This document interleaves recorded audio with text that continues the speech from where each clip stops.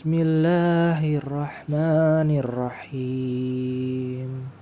Kalau membaca hidup di masa lalu seakan-akan banyakkan komplain sama engkau ketimbang nikmat syukurku padamu ya Allah. Coba. Ayo mulai kritis ini. Ya Allah, afrik alaya sabran ya Allah, wasabbit aqdami wangsurni alal qaumil kafirin ya Allah. Kuatkan kesabaranku ini ya Allah, mantapkan kakiku ini. Ya muqallibal qulub, sabbit qalbi ala dinik wa ta'atik. Wahai zat yang membolak-balikan hati, tetapkan hati hamba dalam beribadah kepadamu dimanapun aku berada ya Allah. Minta kita sama Allah, kita minta yang terbaik. Maka orang yang seperti ini Allah akan berjumpakan dengan yang baik insya Allah. Masya Allah. Subhanallah. Ketahuilah bahwa ujian yang Allah berikan buat orang beriman itu akan membuat orang beriman makin mengerti bahwa ujian itu menandakan adanya kehidupan. Dan kalau orang sudah merasa hidup, dia akan tahu dalam kehidupan semuanya mungkin. Orang hidup ini semuanya mungkin. Makanya kita suruh berdoa ya. Kadang-kadang orang yang sudah beriman saja Allah katakan ya ayyuhalladzina amanu isbiru wasabiru warabitu wattaqullaha la'allakum tuflihun. Hai orang yang beriman, sabar-sabar. Kuatkan sabarmu ya. Bak orang yang menjaga di perbatasan. Karena banyak juga orang beriman gak kuat. Ya. Ini kita butuh kayak begini nih, pengajian rutin, nasihat, watawasau bil haq, watawasau bis sabr, supaya iman kita stabil. Karena kita orang beriman yakin iman tuh naik turun. Yazidu bit ta'ah wa yanqusu bil maksiat. Naik iman karena ketaatan, turun karena kemaksiatan. Yang ngerti iman naik turun kita yang punya iman. Orang nggak ada yang tahu. Nah, mulailah kita disiplin diri ya Allah, iya nih. Ini karena sekeliling hamba ini banyak yang bikin iman turun nih. Ya Allah, kalau memang harus sekedar senyum, mudahkan bibir ini merekah di pagi hari ya Allah. Kalau memang harus sekedar ujung kuku yang hamba bakar, panjangkan kuku hamba untuk hamba potong untukmu setiap hari Kamis ya Allah. Ada kebaikan yang kita lakukan. Kenapa? Innallaha la yudiyu amalal mu'minin, karena Allah tidak pernah menghapus kebaikan orang beriman. Dan kita disyariatkan jangan menghina kebaikan seseorang. La tahtakiruna wala firsina syah. Jangan kalian hina kebaikan orang walaupun sedikit yang dia lakukan. Jangan. Qul alhamdulillah ala kulli hal. Ya Allah, dia mau berubah udah bagus, alhamdulillah. Aduh. Kalau bicara paham enggak semua orang gampang paham. Dia mau duduk sejam lebih udah alhamdulillah udah. Jangan dihakimi, qul alhamdulillah ala kulli hal. Ya Allah, semoga Allah muliakan kita semuanya. Mudah-mudahan bertahap ya. Boleh masa lalu berbeda, usia kita berbeda, tapi kan dibangkitkannya bareng nanti. Yauma yakumur ruh wal malaikatu saffa la yatakallamuna illa man adinallahu rahman wa qala shawaba. Bangkit bareng kita bersop-sop nanti di akhirat. Qul fatahurlah. Dalam keadaan telanjang tak dihitan, kita tidak bawa apa-apa. Saat itu Allah mengatakan yauma la yanfa'u malun wala banun illa man atallaha biqalbin salim. Saat itu Allah mengatakan, kau ketahui bahwa saat itu kau dibangkitkan, harta yang membuat engkau sombong, anak yang membuat engkau bangga, la yanfa illa man atallaha biqalbin salim, kecuali kedua hal tersebut membuat hatimu salim. Hartamu membuat engkau berjihad. Karena jihad yang paling utama dengan hartamu. Wa dirwatu sanamihi al jihadu fisabilillah. Puncaknya agama ini jihad. Taklukkan dunia, jadi orang kaya, berjihad dengan harta. Itu yang paling utama. Bahkan kau buat rumah terbuat dari batu berlian pun kau bukan sombong kalau tujuannya baik. Itu yang dilakukan oleh Urwah bin Zubair. Membuat rumah dari batu akik, betul? Itu yang dilakukan oleh Sulaiman Al-Qanun, yang punya panglima yang namanya Muhammad Al-Fatih, yang membuka Konstantinopel. Dia izin sama anaknya, ketika nanti kau usung mayat ayahmu, biarkanlah jari ini keluar dari keranda, supaya orang tahu bahkan cincin yang mahal yang dipakai oleh Sulaiman Al-Qanun tak terbawa mati. Masya Allah. Subhanallah. Ini kan iktibar buat kita. Yuk taklukkan dunia, jadi orang sukses, orang kaya, untuk berjihad dengan harta. Masya Allah. Atau perbanyak anak, cuma kualitas yang bagaimana? Wahai para laki-laki, sesungguhnya al-walad lil khal. Anakmu tergantung iparmu. Paham? Siapa iparmu gitu loh. Sehingga bukan berarti kalau ipar buruk kita nggak boleh nikah, bukan. Ada PR, dakwahkan dia. Kau pilih pasanganmu, ingin kau rubah tampang dengan adanya anakmu, ya nikah dengan persilangan, silakan, boleh di Islam, nggak apa-apa. Tapi kalau nanti istrimu hamil, kamu meninggal, anakmu di tangan siapa? Mulai berpikir. Kau hayalkan punya anak yang membuat bangga umat Muhammad, ya. Muhammad bangga dengan umatnya di akhirat nanti. Tapi kau ciptakan keluarga kaum Ad, kaum Samud, yang dibesarkan dengan uang yang haram. Iparmu siapa? Dakwahkan dia. Kullu lahmin nabata min suhtin annaru ahaqqu bih. Karena setiap daging yang tumbuh dari barang yang haram, neraka lebih berhak. Sementara kita tahu, kalau Allah wafatkan kita sekarang, yang masuk ke lubang kubur kita itu anak yang saleh. Satu doa, Rabbi habli minas salihin. Allah nggak ajarkan orang tua mendoakan anak yang lain, cuma satu, Rabbi habli minas salihin. Ya Allah,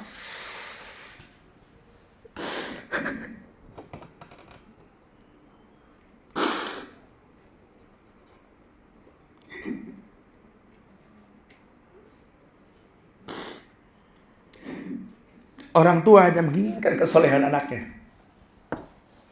Cuma satu yang kita minta kepada Allah, ya Allah, terserah bentuk ini anak, terserah modelnya, tapi jadikan dia anak yang saleh, anak yang saleh. Anak yang bisa menghentikan azab kubur orang tuanya. Kamu jadikan dia seperti apa, itu hakmu ya Allah. Kamu letakkan dia di mana, itu hakmu ya Allah. Tapi habli minas salihin. Jadikan anak hamba anak yang saleh ya Allah. Anak yang tahu bahwa orang tuanya sudah tidak mampu berkata-kata ketika sudah terbujur kaku. Kecuali doa anak tersebut, Allahumma gfir lahu warhamhu wa'afi wa'fu anhu. Allahumma gfir laha warhamha wa'afiha wa'fu anha. Masyaallah. Anak yang rotban min zikrillah, yang mulutnya basah karena mengatakan Rabbi firli wali walidayya warhamhuma kama rabbayani shaghira. Anak yang tahu kalau dewasa nanti hidup tidak ada artinya tanpa sholat. Anak yang betul-betul tahu bahwa hubungan dia dengan Tuhan terikat dengan syahadat dan sholat. Ya Allah, minta sama Allah. Orang yang beriman paham. Kalau Anda spesial, tegakkan kemuliaan ini. Bahwa anak yang dititipkan melalui rahim istrimu, tanggung jawabmu, wa ma khalaqtul jinna wal insa illa, adalah anak yang tercipta untuk beribadah. Bicara dia menjadi apa nanti urusan Allah lah.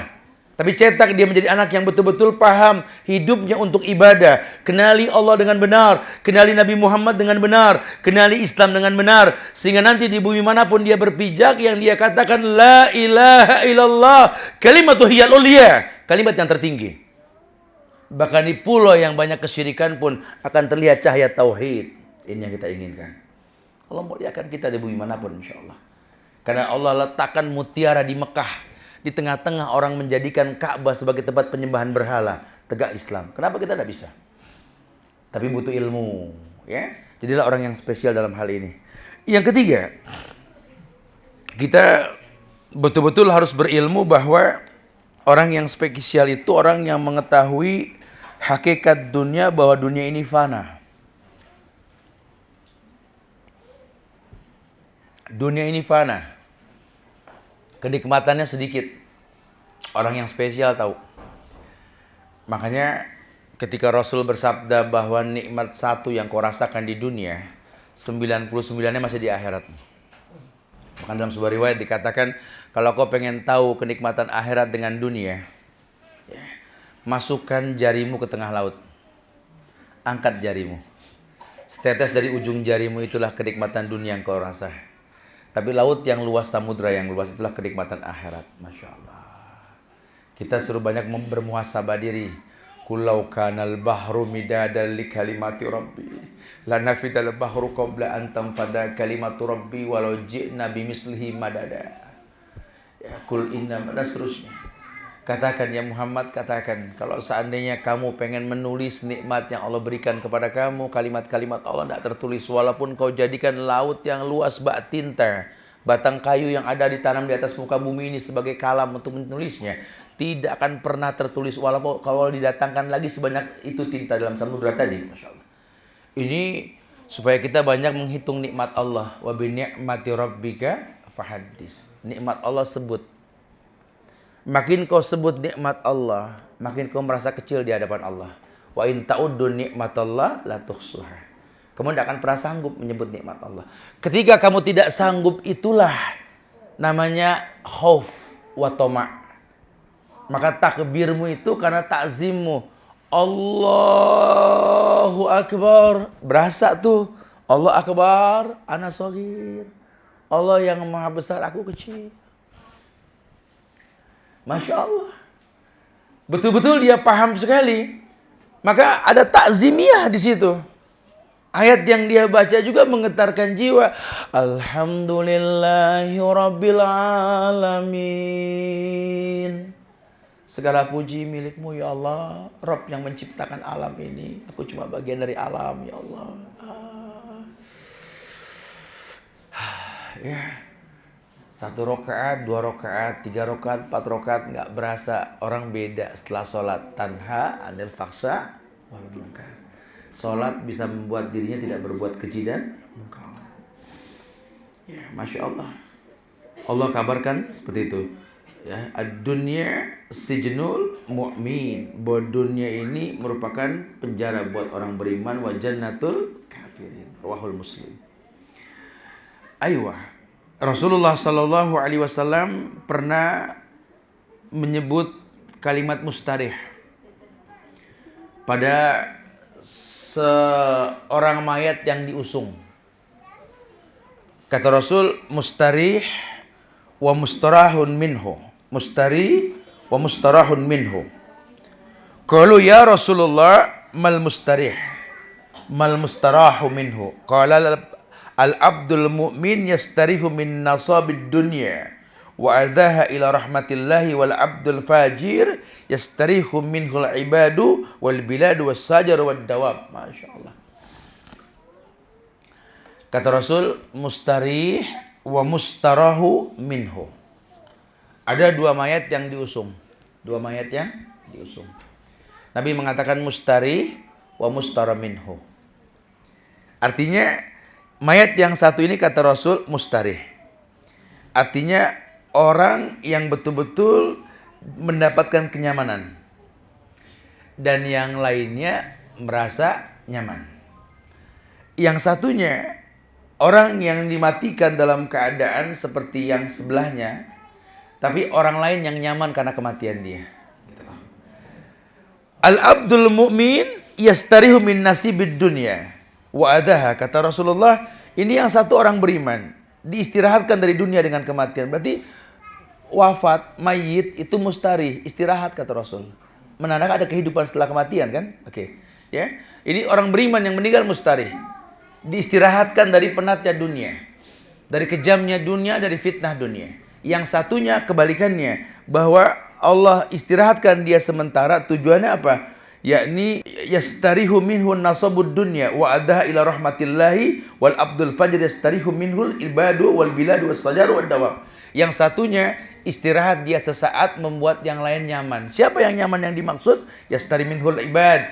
Hamba-hamba Allah jadi istirahat deh, enggak digoda lagi meni orang. Wal bilad, kerusakan di bumi pun enggak dilakukan lagi. Wasyajar, ya bahkan pohonan pun enggak mati gara-gara dia. Wad dawab, bahkan hewan pun merasa aman dari dia. Orang yang spesial pengen jadi yang pertama. Kalau dulu kita lahir dalam keadaan menangis, orang lain tersenyum. Buat terbalik nanti ketika diwafatkan, kita tersenyum melihat sorga, orang menangis ketinggalan kita. Itu yang paling penting. Kalau udah nggak ada, baru berasa. Itu orang yang spesial. Kita nggak bisa bilang orang tua kita spesial atau tidak. Ntar kalau udah nggak ada, baru berasa. Kita nggak bisa bilang pasangan hidup kita spesial atau tidak. Entar kalau udah nggak ada baru berasa. Kita nggak bisa bilang anak-anak kita nggak spesial. Nanti satu saat kalau sudah nggak ada. Kayak orang laki kan sunnah dalam hidup itu suruh safar. Orang laki itu suruh safar, Bu. Jangan dipegangin aja, Bu. Ke ikan dalam sumur muter aja di rumah gitu. Suruh dia keluar. Nanti dia akan mengerti pada akhirnya bagaimana cara mencintai keluarganya. Sehingga dia tahu bahwa anak itu tempatnya salah dan dosa. Inilah hakikat cinta seorang ayah, seorang ibu kepada anaknya. 10 kesalahan yang dia lakukan, disiapkan 11 maaf untuknya. Itu hakikat cinta orang tua sama anaknya. Kita masih punya orang tua juga sama. Suruh safar kita. Sehingga nanti orang tua kita makin kayak anak kecil, kita siapkan maaf yang lebih banyak ketimbang kesalahan yang dia lakukan. Lihat orang spesial. Makanya Nabi mengatakan, takjub saya sama orang beriman. Apapun yang dia lakukan terasa nikmat. Masya Allah. Tidak ada keburukan yang orang beriman lakukan. Semuanya baik buat dia. Kemudian yang lainnya yakni orang yang spesial adalah orang yang betul-betul dia tahu kecemasan, kesedihan dunia ini akan membuat jiwanya tercerai-berai. Urusannya menjadi berserakan. Orang yang spesial, orang yang tahu bahwa dunia nggak mengecoh dia. Karena Allah sudah bilang, ad-dunya mata'ul gurur. Dunia ini kenikmatan yang menipu. Dia orang yang nggak tertipu. Mau dititipkan harta dia nggak sombong. Mau nggak dititipkan harta pun dia tetap bersabar. Karena dia tahu Allah nggak mungkin kasih dia mati di dunia. Apalagi ini Indonesia. Ini Indonesia. Aneh. Kalau di Indonesia orang nggak bisa kerja tuh aneh. Apalagi orang laki. Harga diri lelaki ya kerja. Harga dirinya itu. Tapi kan ini Indonesia tak susah tak lah. Ya Allah ya Karim. Ini negeri. 1 biji jagung Anda masukkan ke tanah yang basah. 3 bulan setengah datang lagi. Anda akan dikasih ratusan biji oleh Allah. Betul? 1 biji membuat ratusan biji. Masih kita bilang nggak bisa menghasilkan sesuatu. Asal buang aja itu jagung. Asal buang. Tumbuh pohon jagung berbuah. Ini bumi Indonesia. Anda bilang nggak bisa berkarya. Aneh. Ya, makanya harga dirinya di situ. Oh iya. Allah telah mudahkan. Cuma yang jadi masalah jiwamu labil. Kau bingung pagi untuk apa? Kau bingung siang mengapa? Kau bingung malam bagaimana? Jiwamu labil. Padahal Allah telah menggunakan bahasa yang paling gampang. Wa ja'alna naharon ma'asan. Wa ja'alna lailan libasan. Sudah rumusnya. Allah jadikan siang ini untuk bekerja. Malam untuk istirahat. Jangankan kamu yang bisa pencet handphone, bisa panggil orang, bisa telepon, bisa bawa mobil, motor, jalan, lari dan lain sebagainya. Wallahi bahkan burung yakhdu himasan wa taruh bitonan. Burung yang cuma modal kepakan sayap terbang pagi asal mau terbang aja. Niat karena Allah mencari nafkah buat keluarga. Bohong sore perut nggak kenyang bohong. Masa kita nggak bisa berkarya? Ya, ini kan sangat disayangkan. Orang yang spesial tahu itu. Dan dia tahu sekali masa produktifnya ini ada masanya. Ada fase dalam hidup. Fase anak, fase remaja, fase dewasa, fase orang-orang tua, sampai fase orang-orang sepuh nanti beda lagi nanti. Kita nggak tahu masuk level yang mana nih. Ya, saya pernah sampaikan dulu di Bali. Bahkan obrolan kita sudah berubah. Dulu kita ngomong masalah mainan, masalah orang tua, kita ngomong masalah style, model, pakaian, ini itu, betul? Nggak berasa kita sudah mulai ngomong merek obat, betul? Herbal yang bagus ya. Dulu kita nggak pernah ngebahas nih masalah jeruk, betul ya? Sekarang sudah mulai ngebahas manfaatnya ke badan tuh Ustaz, ya Allah. Apalagi ini obrolan usia 40 tahun ke atas lah ya. Ntar 55 ke sono merek rumah sakit baru mulai. Cakep layanannya Ustaz. Dokternya BGS banget Ustaz gitu ya. Bahasa WA BGS bagus maksudnya gitu ya.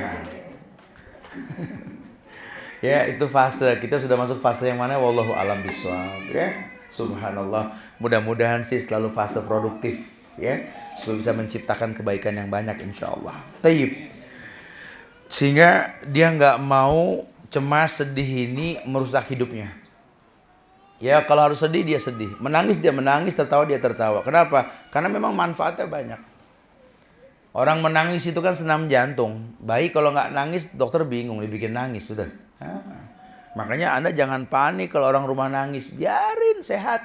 Jangan cup. Ya jadi penyakit malahan gitu ya. Biar lamaan dikit gitu.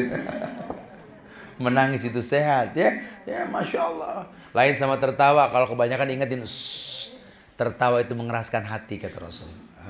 Ya. Sesekali boleh ya, jangan sampai ditahan jangan. Karena kajian gak boleh ketawa. Ya gak bisa begitu. Ya kalau asal nggak ngebohong mah pokoknya lucu tawa aja udah gitu ya. Ya nggak boleh kan orang ngelucu karena bohong, wail kata Rasul. Nggak boleh. Stand up komedi apa tuh nggak ada dalam Islam. Stand up dakwah. Sebentar tapi masuk, itu lebih baik buat kita ya. Baik. Kemudian yang kelima, yakni karakter orang yang spesial itu adalah orang yang tahu yang namanya doa itu mujarab. Untuk melenyapkan rasa cemas dan kesedihan. Karena Allah sendiri yang menawarkan. Wa idza sa'alaka ibadi anni fa inni qarib ujibu da'watad da'i idza da'ani. Allah yang bilang di Al-Baqarah 186 itu kan. Kalau nanti ada yang tanya sama kamu ya Muhammad tentang aku dari hamba-hambaku, katakan aku dekat. Tapi perhatikan bahasanya. Wa idza sa'alaka ibadi anni. Berarti orang yang kenal Nabi. Ya, dari hambaku nanya sama kamu tentang aku, katakan aku dekat. Kita nggak ketemu Rasul sekarang, Ustaz. Hadis, sunnah, belajar sunnah. Sampai kita tahu bahwa kita punya Nabi itu manusia. Ngajarin cara jalan, cara makan, cara minum, betul? Cara berdagang. Kan Nabi ajarin. Coba pelajari. Dulu sahabat-sahabat Nabi ini betul-betul mempertontonkan ini sampai Yahudi, Nasrani itu masuk Islam bukan karena qala Allah wa qala Rasul, bukan. Tapi karena visualisasi. Jalannya sahabat itu membuat orang kafir masuk Islam loh. Cara makannya sahabat dengan tangan kanan. Fakulu mimma yali, makan yang deket aja, nggak gerabak-gerubuk. Masya Allah. Membuat orang, ya Allah Islam tenang banget sih. Terus ini kita malah niru orang kafir jalan. Oh, susah banget ya. Makan gaya orang kafir nggak berasa. Pisau di kanan motong daging, yang kiri nancep pakai garpu. Iya loh, itu ya nggak berasa makan pakai tangan kiri. Diingetin, Nabi yang bilang cuma setan yang makan minum pakai tangan kiri. Kan kanan pakai pisau, kiri garpu, galakan dia ya. Terserah kau lah kalau gitu ya. Ya, cara hidup ala Islam diajarkan ya. Lihat. Kalau lepas sendal kiri dulu, pakai kanan dulu, coba. Ya Allah, gitu aja pahala. Pahala gampang banget. Idan ta'ala adukum falyabda bil yamin wa idan naza'a falyabda bisimal wal takunil yumna awalhuma wa akhirhuma tunzam. Kalau pakai sepatu, pakai sendal, pakai yang kanan dulu, ngelepas yang kiri dulu. Itu Islam tuh. Karena mendahulukan yang kanan, mengakhirkan yang kiri merupakan kebaikan. Ya Allah, pahala. Tapi jangan sengaja pakai copot. Ente ngapain? Nyari pahala tak? Ya gitu. Agama nggak segampang itu ya. Jangan, maksudnya ya udah letakkan semua pada tempatnya gitu ya, supaya Allah kita rasakan kemuliaan agama ini betul-betul indah nih agama. Iya, berdoa. Minta kelapangan dada, qala rabbis rohli sodri wa yassirli amri wahlul uqdatan min lisani yafqahu. Nabi Musa aja berdoa, kita nggak berdoa. Itu Nabi Musa doa gitu ketika mau ngadepin siapa? Pemimpin zalim yang namanya Fir'aun. Kita tahu kan ya, Nabi Musa kan kelebihannya di mana? Mukul, bukan ngomong. Musa cadel. Doanya wahlul uqdatan min lisani. Musa itu cadel, pelok orang sekarang bilang. Nggak bisa ngomong betul. Bisanya mukul. Itu Musa, punya tongkat dia tuh. Tapi kata Allah, idhaba ila fir'aun innahu tagha faqul lahu qawlan layyinan. Pergi kamu ke Fir'aun, dakwahkan dia. Bukan dengan tanganmu, tapi dengan bahasa yang lembut. Masya Allah. Makanya saya nggak paham, kita punya pemimpin nggak kayak Fir'aun, kok galak-galak banget gitu loh. Coba buka Quran, buka sunnah, supaya merasakan agama ini gampang. Oh iya ya, gitu ya. Iya, tapi kemudian yang terakhir, yakni orang yang betul-betul spesial. Dan dia merasa dia makhluk yang spesial yang diciptakan oleh Allah. Dia orang yang betul-betul bertawakal. Karena dia tahu Allah tolong dia dengan ketawakalan dia. Tawakal inilah yang membuat sabab Allah datangkan solusi dalam kehidupan. Wa may yatawakkal 'ala Allah fahuwa hasbuh. Barang siapa yang bertawakal kepada Allah, Allah akan jamin dia. Tapi orang nggak langsung tawakal. Tawakal itu efek takwa. Wa may yattaqilla yaj'al lahu makhrajan. Merasa solusi dengan takwa yang dia miliki, baru wa may yatawakkal 'ala Allah fa huwa hasbuh. Dia yakin tawakal yang dia lakukan ini mendatangkan kebaikan. Maka orang yang spesial, orang yang akan berusaha untuk mengejar target menjadi orang yang tawakal. Yakin la yadurrukum man dhalla idza tadaitum. Tidak ada yang membahayakan kamu manakala sesuatu telah Allah ridhoi gitu loh. Nggak ada yang mengkhawatirkan. Ya, kita menegakkan sunnah di tengah-tengah orang yang nggak paham agama pun nggak ada yang membahayakan. Asal Islam yang betul. Karena ini kita berada di negeri yang orang beragama Islam beragam nih. Ya, hati-hati jangan salah paham. Casingnya boleh sama, tapi aplikasinya bisa berbeda. Ya, hati-hati nih. Produk original atau produk Cina kita nggak paham nih. Handphone semodel cuma kan kadang-kadang aplikasinya berbeda ya, perlu dipahami. Nah, untuk mengetahui orang tersebut bukan cuma ucapan dia saja, tapi fi'liyah. Ya, karena jangan terkecoh. Terkadang kita lupa bahwa ibu kita, ayah kita itu kalau boleh jujur ya, kerudung yang dipakai sama ibu kita, itu nggak sepanjang kerudung yang dipakai oleh istri kita loh. Tapi hatinya bisa diadu berbeda sekali ya. Janggut ayahmu nggak sepanjang janggut suamimu, tapi hatinya Masya Allah nggak terkalahkan. Kok bisa membuat seperti itu Ustaz? Karena jam terbang. Kebaikan yang dia lakukan betul-betul sangat banyak. Nah, kita kalau mau lihat orang, lihat amal solehnya, durasinya. Makin banyak amal soleh yang dia lakukan, itulah keutamaan yang dia lakukan. Itulah bahasa Nabi. Kalau kamu melihat orang yang rutin melaksanakan sholat di masjid, ya pastikan dia orang beriman. Nggak usah tanya agama, nggak usah tanya lagi mazhabnya apa, pengajian, dia orang beriman sudah.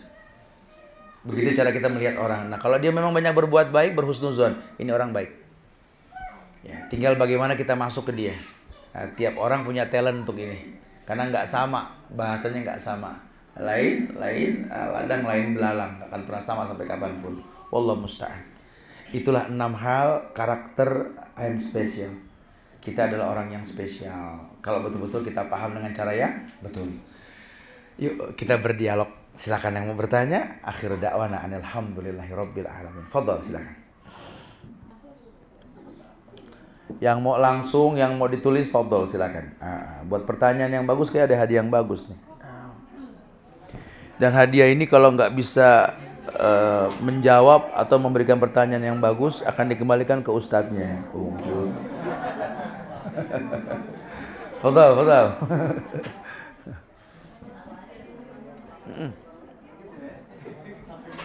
Panitia, ada yang tanya nih panitia, fadhal. Pakai mic apa langsung aja. Waalaikumsalam warahmatullahi. Ibu silakan.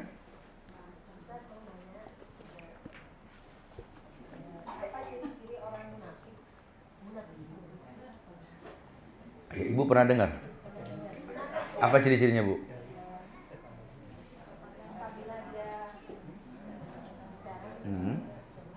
Terus? Terus?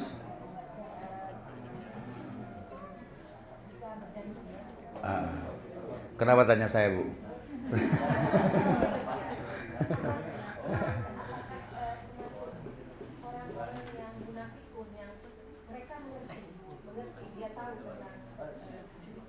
Iya.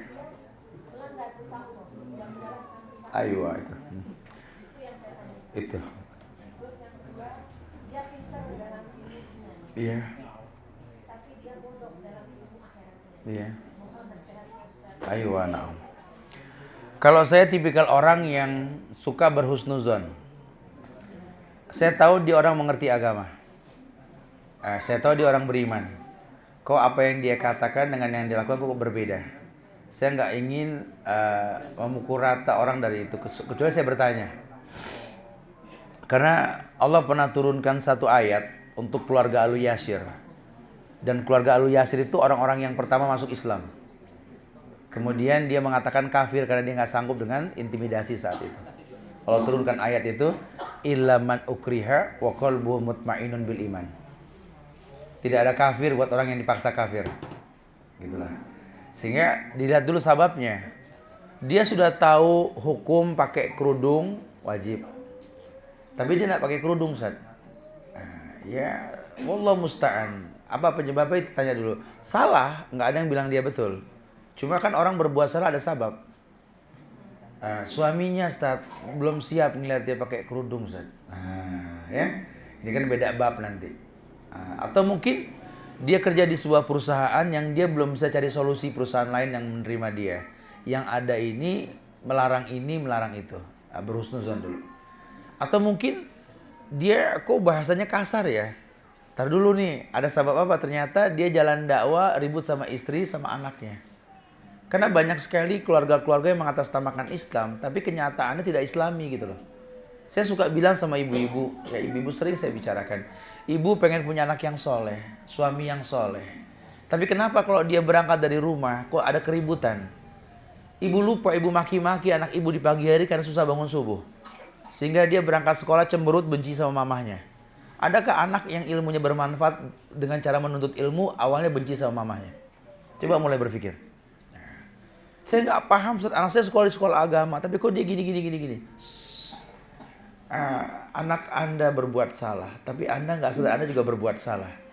Lihat, setiap pagi dia menuntut ilmu dalam keadaan jiwanya benci sama mamahnya. Coba.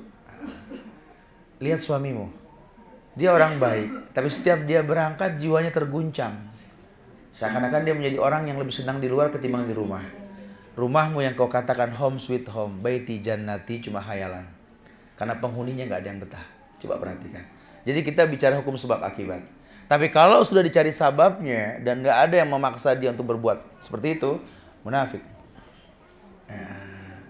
Nasihatkan sama dia seperti itu. Ustaz, orang yang dunianya bagus, akhiratnya belum tentu, Ustaz. Gitu ya. Ya memang sudah dikatakan bahwa orang yang nuntut dunia, akhirat tidak dia dapat. Tapi orang yang nuntut akhirat, dunia dia dapat. Istilahnya itu seperti orang yang menanam padi, rumput tumbuh. Kau tanam rumput, padi tidak akan pernah tumbuh. Seperti itu bahasanya. Jadi kalau memang mau seperti itu, pahamilah hukum sebab akibat. Ya. Semoga Allah muliakan ibu, insyaAllah. Hadiahnya apa nih panitia? Panitia yang ngasih, saya nggak paham apa nih. Tupperware, Bapak. Saya nggak paham. Fadhol panitia kasih nih, ayo yang lain. Atau saya baca nih yang udah nulisnya, saya hargai tulisannya dulu ya. Assalamualaikum Ustaz, bagaimana cara menyampaikan dakwah kepada orang tua yang berbeda keyakinan? Saya nggak pernah tahu caranya. Saya cuma pernah baca Quran di surat Luqman, ya, di surat Al-Isra tentang bagaimana kita menyikapi orang tua yang berbeda. Wa in jahadaka ala an tusyrika bi ma laysa laka bihi ilmun fala tuti'huma wa sahibhuma fid dunya ma'rufa. Ini rumus kita ngomong sama orang tua. Jadikan dia sahabat. Jadi sama orang tua tuh bukan ngomong hukumnya. Sebelum ngomong hukum bisa gak kita bersahabat sama dia? Karena kalau sudah pakai bahasa persahabatan itu beda rasanya. Nyaman sampai dakwah. Lawang kita nggak bersahabat sama orang tua, pengen ngomong agama nggak bakal ketemu. Apa sih tanda-tanda sahabat, tanda-tanda persahabatan? Sahabat selalu menanti sahabatnya. Jadi jangan Anda bilang dia sahabat saya tuh, lawan dia nggak pernah nunggu situ. Sahabat dari mana? Dari Hong Kong. Sahabat tuh betul-betul menanti panjang mata, ketemu juga. Ya Allah, kemana aja, masya Allah, kangen. Nah, tuh sahabat. Ini tiap kita datang dia pucat, ya dia datang, ya sahabat dulu. Bukan sahabat tuh. Jadi kalau sama orang tua tuh memang butuh sahabat, butuh persahabatan. Ya. Bikin tuh memang dia panjang mata menanti kita. Mungkin kita nggak rutin ketemu sama dia, tapi dia kangen sama kita. Panjang mata, ya Allah. Tuh anak ngeselin, cuma ngangenin, ya Allah. Begitu tuh. Karena saya kalau nggak ada dia nggak pernah istighfar, ya Allah. Gitu.